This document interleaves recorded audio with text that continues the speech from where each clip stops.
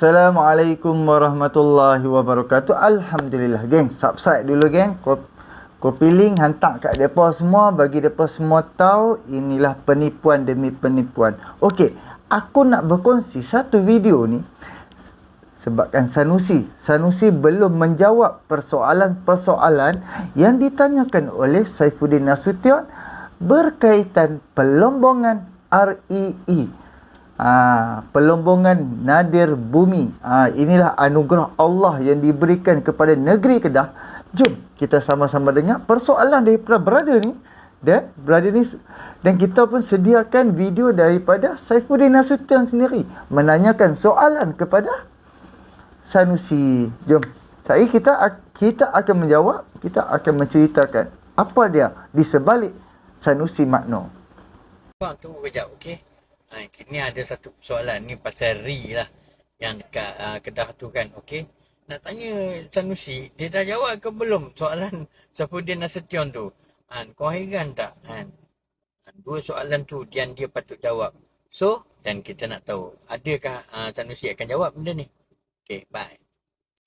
Sanusi boleh mengesahkan, saya tahu nama, seorang lelaki, warga Cina, dari negara Cina, kemudian ditangkap di kawasan hutan simpan di negeri Kedah. Tolong Sanusi jawab pasal apa dia kena tangkap.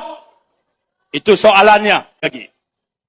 Bolehkah Sanusi namakan seorang lelaki warga negara Cina yang masuk melalui perakuan PAS ataupun visa pekerja dan sekarang bekerja dengan MBI Incorporated, dan pada Januari tahun ini lelaki ini telah ditangkap di kawasan Baling berhampiran dengan Sid. Saya nak tanya, biar esok dia jawab pula. Okey, geng, kita dah sama-sama kita dengar video ucapan brother ni, persoalan, dan Sanusi belum jawab. Lepas tu Saifuddin, kita sertakan sekali Saifuddin Nasution punya video sekali dan kita boleh tengok sampai hari ni Sanusi belum jawab soalan yang ditanyakan oleh Saifuddin Nasution. Kenapa berlaku rasuah 13 juta? Kenapa berlaku dengan dia punya di bawah sign Menteri Besar Kedah punya lagi dia punya kelulusan? Dan kenapa Sanusi sertakan surat hantar dekat Kementerian Dalam Negeri sewaktu Hamzah Zainuddin? Dan kita boleh tengok dia akan bagi jawapan, dia akan menjawab dengan segala helah-helah yang akan digunakan oleh Sanusi. Dan kita boleh tengok dia akan mainkan, dia akan, Sanusi ni satu je kita kena faham dan kita kena nampak. Dia akan spin sebab Sanusi ni adalah seorang manusia yang pandai bercakap dan bijak berkata-kata, dan mulut dia laju dan akal dia laju. Tapi kadang-kadang dia tak berfikir. Dia ingat orang yang duk dengar video dia, orang yang duk dengar ucapan dia tu tak dapat berfikir. So kita boleh tengok setiap kali apa-apa je persoalan, dia akan jawab persoalan tu sambil dia attack peribadi, sambil dia attack habis apa yang dia boleh attack kepada kerajaan hari ini, dan apa yang dia boleh attack kepada secara peribadi, dia akan attack, dia akan bubuh, dia akan kau-kaunya dia akan bubuh. Jadi inilah helah-helah yang dimainkan oleh kepimpinan parti PAS di negeri Kedah. Orang kata jentera perang. Okey, ni sekarang ni aku nak listkan apa yang dah ada proses pendakwaan. Okey, CEO MBI, pengarah syarikat berkaitan rasuah REE dah ditangkap. Okey, jadi yang menjadi CEO MBI Kedah ialah Tuan Guru Muhammad Sobri Osman, bekas calon PAS P017 Padang Serai. Dan yang terbaru pula 12 orang. Okey, kes REE 12 saksi sudah dipanggil. 12 orang saksi telah dipanggil oleh SPRM dan Sanusi Magno, Menteri Besar Kedah sementara, akan menyusul, kata SPRM Azam Baki. Lepas tu pula, okey, lepas tu ada orang kata patutlah dah lama tak dengar pasal RUU 355. Rupa-rupanya dah tukar nama REE 355. Okey, pelbagai kes, pelbagai isu, pelbagai kan. Pasal depa mempertikaikan hutang federal dan Anwar Ibrahim bentangkan bukti yang Anwar Ibrahim sign dan katanya kena saman dengan Anwar Ibrahim. Lepas tu pula yang 2 kertas siasatan kes jual tanah kerajaan Terengganu dibuka. Menteri Besar Terengganu, 2 kes siasatan penjualan tanah kan. Jadi hangpa boleh nilai lah, inilah spin penipuan dia dekat pilihan raya ni. Depa akan cakap kerajaan menzalimi depa. Depa akan bagi helah, depa akan bagi pelbagai mengatakan depa akan kata kerajaan hari ni menzalimi depa ni, Perikatan Nasional dan PAS ni. Sebab tu buat pelbagai tuduhan. Tapi kita fikir tengok geng, kalau kita pergi buat laporan tak ada bukti, SPRM ataupun polis nak mula siasatan, of course lah akan lambat kan.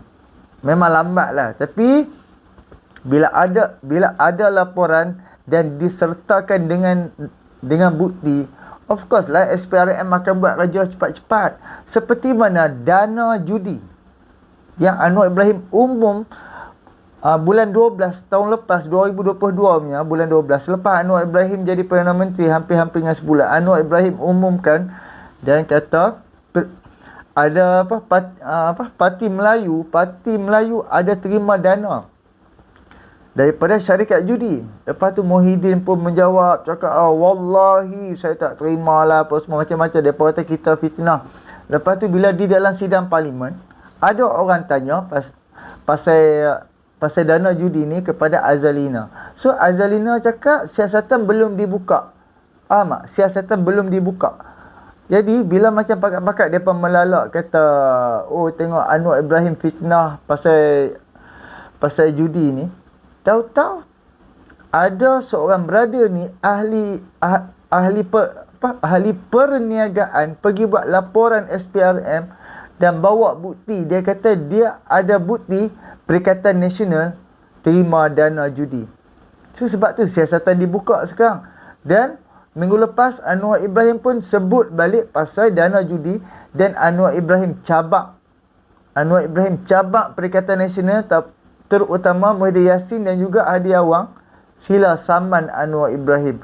Kalau kenyataan yang Anwar Ibrahim cakap soal judi itu adalah fitnah. So Anwar Ibrahim minta Perikatan Nasional saman Anwar Ibrahim.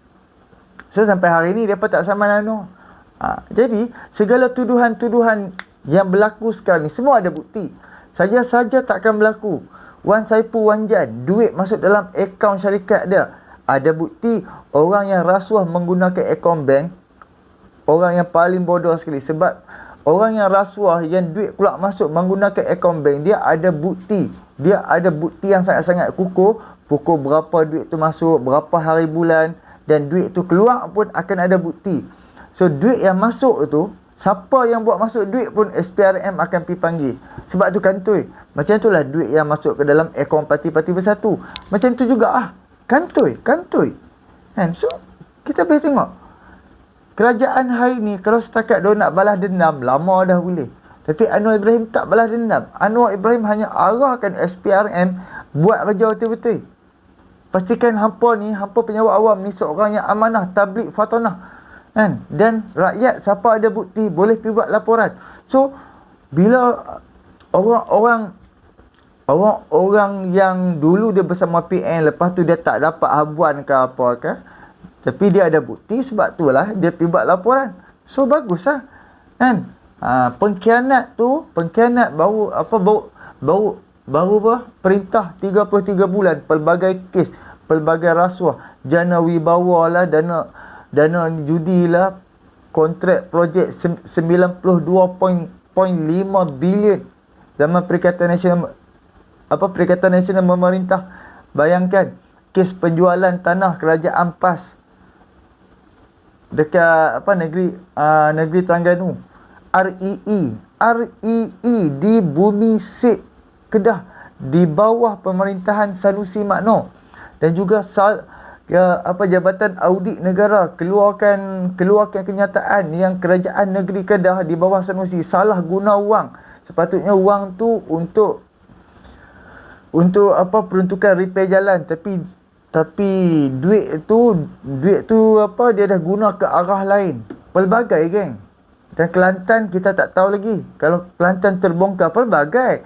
Ada kepimpinan UMNO Kelantan, dia duk bongkar macam depa duk pergi buat laporan banyak dah, kan, tapi belum bermula, kan. Jadi kita tunggu lah. Hadiah wang, kan, kerusi Kuala Terengganu dah digugurkan angkara rasuah membeli undi.